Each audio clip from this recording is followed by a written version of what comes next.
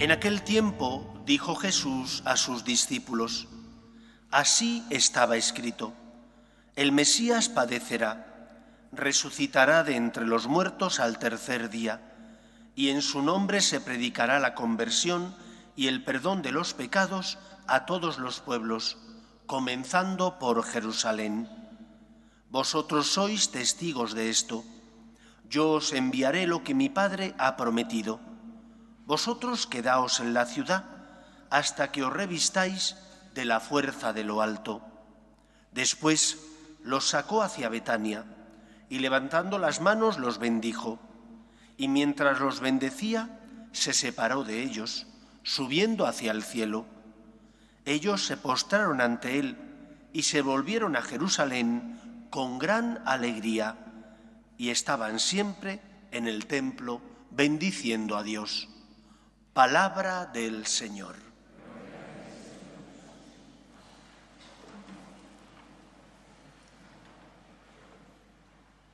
Como os he dicho en la monición de entrada, hoy celebramos la ascensión del Señor a los cielos. La Iglesia nos recuerda, en primer lugar, que Cristo asciende a la derecha de Dios Padre porque es el lugar que le corresponde como el Hijo del Todopoderoso, y dice San Pablo que por medio de él se ha hecho todo lo que existe. Y por lo tanto, el Señor Jesús, Cristo, que sin dejar de ser Dios, asume nuestra condición humana, asciende a la derecha de Dios Padre porque es el Todopoderoso. Y se va allí para ser nuestro abogado defensor.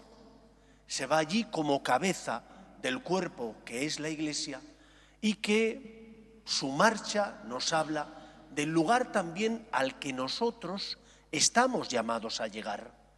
Va al cielo a la derecha de Dios Padre para ser el juez de vivos y muertos y también como primicia de ese camino que también nosotros tendremos que realizar cuando el Señor nos llame a su presencia.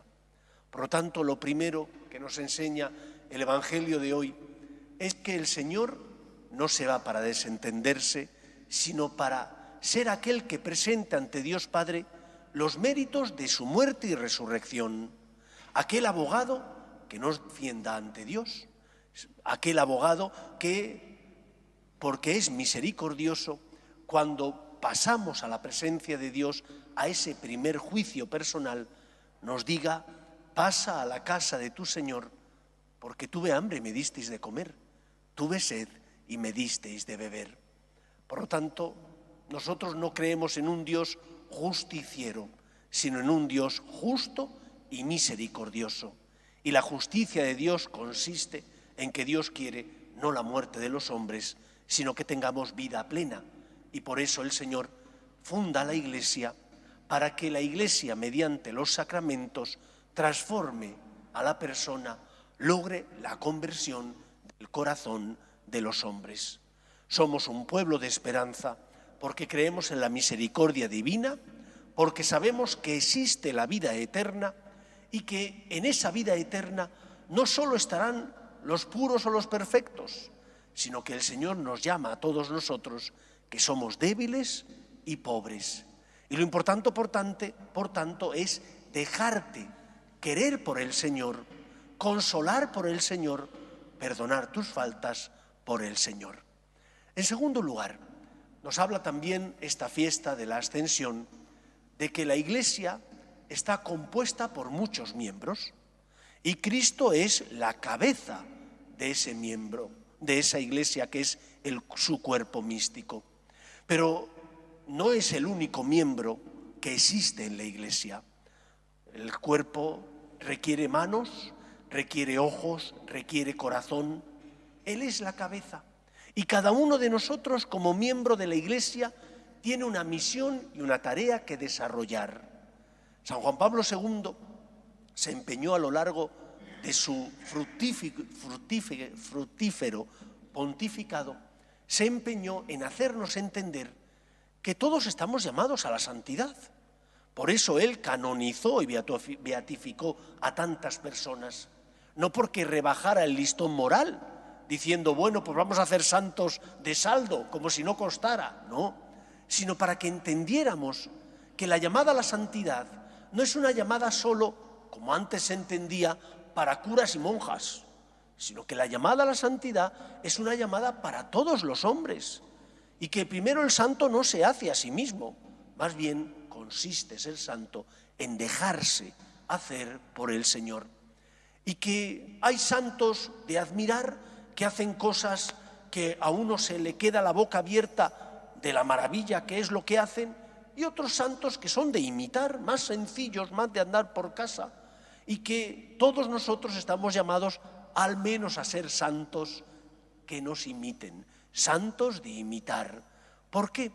Porque santificamos cada hora del día, porque ponemos amor en el trabajo, en la educación de los hijos, cuando hacemos nuestras tareas, cuando jugamos al deporte al que uno tiene afición, pero lo hace de verdad para disfrutar y sin agresividad, sino poniendo amor. Cuando santificas tu día a día, estás colaborando con Cristo en la obra de la salvación. Estás siendo instrumento suyo, y somos instrumento del Señor cuando los demás perciben el amor de Dios gracias a nuestras obras de misericordia y de caridad. Es Cristo el que salva, pero esa salvación del Señor llega mediante su cuerpo místico, que es la Iglesia. Yo, que soy sacerdote ministerial, sé que no soy yo el que bautizo, ni el que perdona los pecados. Es Cristo el que actúa por medio mío para perdonar los pecados, para bautizar, para consagrar el pan y el vino. Pero Cristo se sirve de cada uno de nosotros, y por lo tanto cada uno de nosotros, siendo fiel a su vocación concreta y particular, queriendo amar a Dios, siendo un buen esposo, siendo un buen trabajador, siendo una persona agradecida, es instrumento de Dios en medio del mundo. Colabora, por tanto, con Cristo en la obra de la salvación. Esa es la segunda enseñanza. Cristo es la cabeza del cuerpo, pero el resto somos miembros también de ese cuerpo y tenemos una misión, la de colaborar con Cristo, deseando ser santos, dejando que la gracia del Señor mueva nuestro corazón y, mediante nuestras obras y caridad, ser consuelo y esperanza en medio del mundo. Tercera enseñanza de la fiesta que hoy celebramos. Habéis escuchado en el Evangelio que concluía el mismo diciendo que los discípulos, a pesar de que el Señor se marchó, estaban felices y contentos. Como dice el refrán, poco dura la alegría en la casa del pobre, porque la semana que viene, que celebraremos Pentecostés, dice el Evangelio que estaban encerrados, con las puertas cerradas por miedo a los judíos. Estaban tristes, no estaban tan felices. ¿Qué ha pasado?